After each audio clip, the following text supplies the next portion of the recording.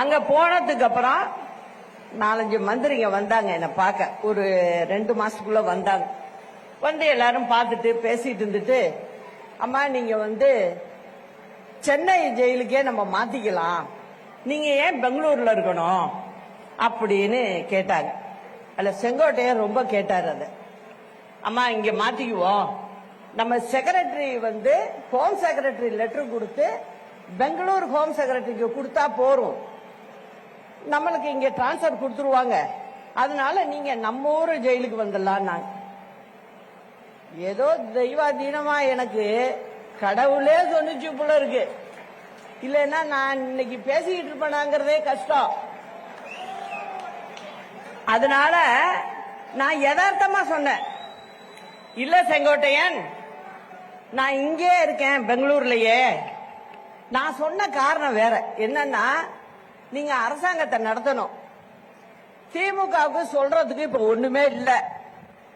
இப்ப நான் அங்க வந்தனா, நீங்க ஆட்சி பண்ற இடத்துல உள்ள ஜெயில நான் இருக்கும்போது அவங்க என்ன சொல்லுவாங்க, சசிகலாவுக்கு இன்னைக்கு சாப்பாடு கேரியர்ல போடுச்சும்பா. இந்த மாதிரி இன்னைக்கு கொண்டு போய் சொந்தக்காரவங்க போனாங்க, 40 நிமிஷம் தான் பார்க்கணும், அரை நாள் உட்கார்ந்து பார்த்துட்டு வந்தாங்கன்னு சொல்லுவாங்க. இதெல்லாம் நமக்கு தேவையா? வேண்டாம். நீங்க ஆக்கப்பூர்வமான வேலையை பாருங்க. மக்கள் வாக்களிச்சிருக்காங்க, நம்ம வேலையை பார்க்கணும். அதனால வேணாம், நான் இங்கே இருந்துட்டு வந்துடுறேன் அப்படின்னு சொல்லி வேண்டான்னு சொல்லிட்டேன். அப்புறம் பின்னாடி போக போக தான் தெரிஞ்சிச்சு எனக்கு, நம்ம வேண்டான்னு சொன்னதுதான் நல்லது அப்படின்னு நினைக்கிற அளவுக்கு வச்சுட்டாரு. அது போகட்டும். அதுக்கப்புறம் என்ன ஆகுது, கொஞ்ச நாள் பாத்தீங்கன்னா திடீர்னு ஒரு பொதுக்குழுவே அதுக்கு தானே இருக்கு, நீக்கிறதுக்கு. அதனால என்னன்னா உடனே ஒரு பொதுக்குழுவை கூட்டி என்ன நீக்கிறாங்க. நான் ஒரு முதலமைச்சரா உட்கார வச்சுட்டு போயிருக்கேன். அப்ப எப்படியாப்பட்ட ஆளா இருக்கணும்? என்ன நீ ஒரு பேப்பரை தூக்கி போடுற மாதிரி போட்டா எப்படி இருக்கும்?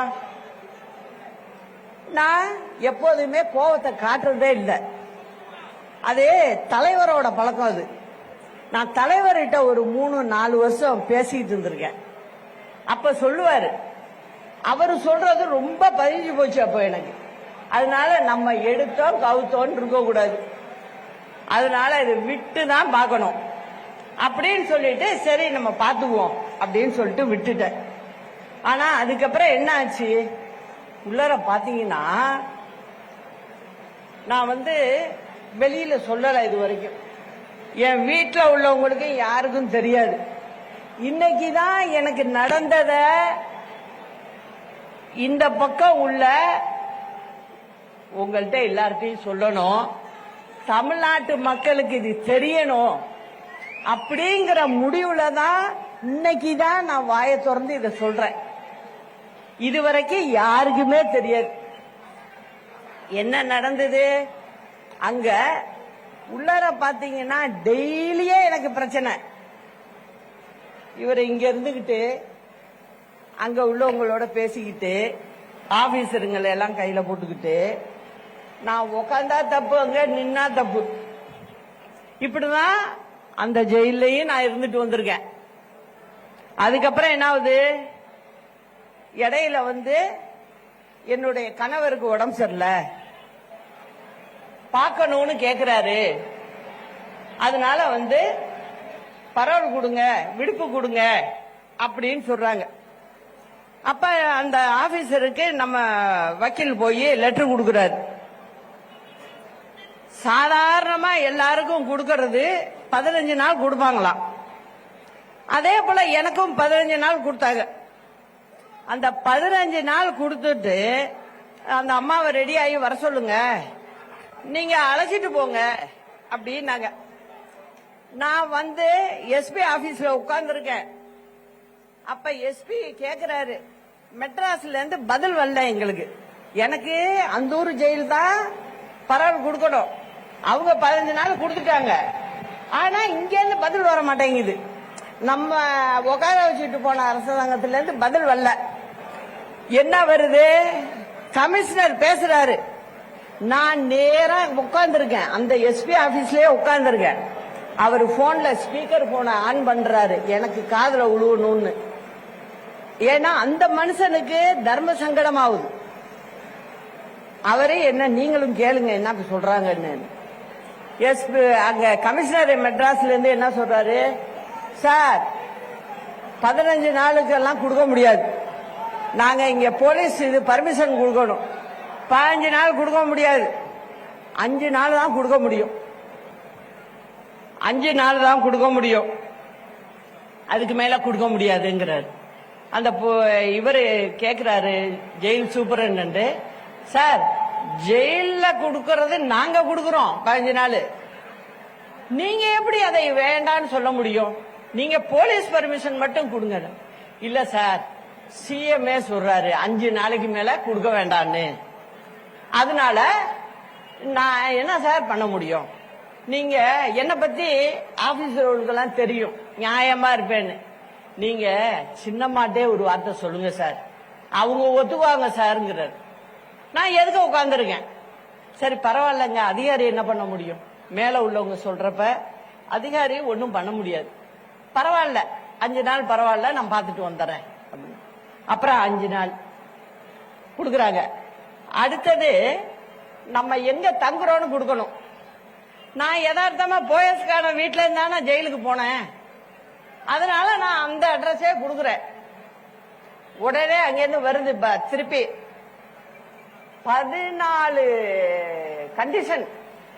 இந்த மாதிரி யாருக்கும் வந்தது இல்லையா, அவர் பார்த்ததே இல்லைங்கிறாரு சர்வீஸ்ல. என்ன கண்டிஷன் வருது? நீங்க சொந்தக்காரவங்கள பார்க்க கூடாது, பிரஸ் பார்க்க கூடாது, நேரா ஒரு வீட்டுல இருக்கீங்க, வீட்டுல இருந்து நேரா மருத்துவமனைக்கு போகலாம், மருத்துவமனையில இருந்து நேரா வீட்டுக்கு தான் வரணும், வேற எங்கேயும் வெளியிலே போக கூடாது. ஆஸ்பத்திரிக்கு போங்க வீட்டுக்கு வாங்க, ஆஸ்பத்திரிக்கு போங்க வீட்டுக்கு வாங்க, வேற எங்கேயும் நீங்க போக கூடாது அப்படின்னு சொல்லிட்டாங்க. சரிங்க அப்படின்னு நான் சொல்லிட்டேன். அப்புறம் போயஸ்கார்ட வீட்டுல தங்க கூடாது, அது மெயின் கண்டிஷன்ல வருது, தங்க கூடாது. அப்படி போயஸ்கார்ட வீட்டுல தான் தங்குவேன்னா இந்த 5 நாளையும் கேன்சல் பண்ணிடும் அப்படிங்கிறாங்க. நான் சரி உயிருக்கு போராடுறவங்கள போய் பார்த்தாகணும். சரி பரவாயில்ல, என்னோட சொந்தக்காரவங்க வீடு ஒண்ணு இருக்கு, அங்க நான் தங்குறேன், டி நகர்ல தங்குறேன் அப்படின்னு சொல்லி அதுக்கும் ஒத்துக்கிட்டு போனேன். அதுக்கப்புறம் அவர் மறைஞ்சதுக்கு பிறகு தகவல் வருது, அதுக்கும் 15 நாள் கொடுக்க முடியாது, 10 நாள் தான் அப்படிங்கிறாங்க. பொதுவா எங்க பக்கம் எல்லாம் 15ஆம் நாள் தான் காரியம் எல்லாம் பண்ணுவாங்க. ஆனா வேற வழி இல்ல, ஏன்னா எனக்கு கொடுக்கல. அதனால 10வது நாள் பண்ணிட்டு நான் அன்னைக்கே புறப்பட்டு பெங்களூருக்கு போனேன். இந்த மாதிரி நிறைய விஷயங்கள்ல நீங்க பாத்தீங்கன்னா உட்கார வச்சவங்கள ஒரு பக்கம் முதுகுல ஒரு பக்கம் முன்புல எவ்வளவு ஈட்டியால குத்துவாங்களோ அந்த அளவுக்கு பண்ணிட்டாங்க. சரி இதெல்லாம் மீறி நான் திரும்ப வந்து விடுதலை ஆகி சென்னைக்கு வர்றேன். எல்லாரும் வந்து பாத்தீங்க, வர்றப்ப கட்சி கொடி கட்டக்கூடாது, இது அம்மா சமாதிக்கு போக கூடாது அப்படின்னு சொல்லி நான் என்ன பண்ண, நீ என்ன சொல்றது, நான் என்ன கட்சி கட்டிய கழட்டுறது அப்படிங்கறதுல தான் நான் வேற வண்டி மாத்தி வந்தேன். என்ன அரெஸ்ட் பண்ணணும், ஓசூர் தமிழ்நாடு பார்டர் வந்ததுமே என்ன அரெஸ்ட் பண்ணணும்னு முடிவு பண்ணிட்டாங்க. அதுவும் எனக்கு செய்தி வந்துருச்சு. ஆனாலும் நான் வந்து கொடியை கழட்ட மாட்டேன், நான் வேற வண்டி மாத்தி நான் வந்துட்டேன். இது எதுக்கு சொல்றேன்னா, இந்த அளவுக்கு கட்சியில யாரும் இருக்கக்கூடாது, கட்சியில மூத்தவங்களா இருக்கக்கூடாது, எல்லாரையும் வெளில தள்ளணும். இதெல்லாம் என்ன போக்கு? இதனால என்ன ஆகுது? கட்சியே சரிஞ்சு கீழே போயிட்டு இருக்கு. அதுதான் உண்மை. இந்த உண்மைய எவ்வளவு நாளைக்கு மறைக்க முடியும்? மறைக்க முடியாது. அதனால தலைவரும் சரி அம்மாவும் சரி எப்படி இந்த கட்சியை பார்த்துக்கிட்டாங்க?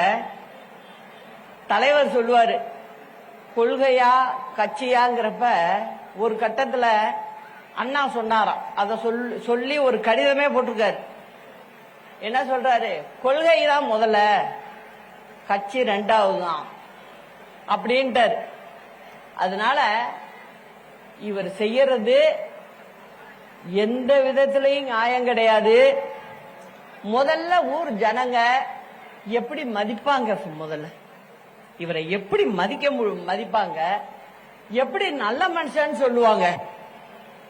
அப்புறம் நான் யோசிக்க ஆரம்பிச்சிட்டேன். இது சரியா வராது. இவரை பொறுத்த வரைக்கும் தான் இருக்கணும்.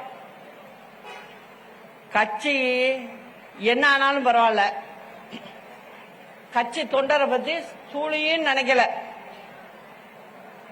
கீழே கிளை கழகத்திலிருந்து ஆரம்பிச்சு மேல்மட்டம் வரைக்கும் யாரையும் இவர் திருப்திப்படுத்தல. இவர் தன் போக்கையும் மாத்திக்கல. அப்படிங்கும் போது நானும் 9 ஆண்டு காலம்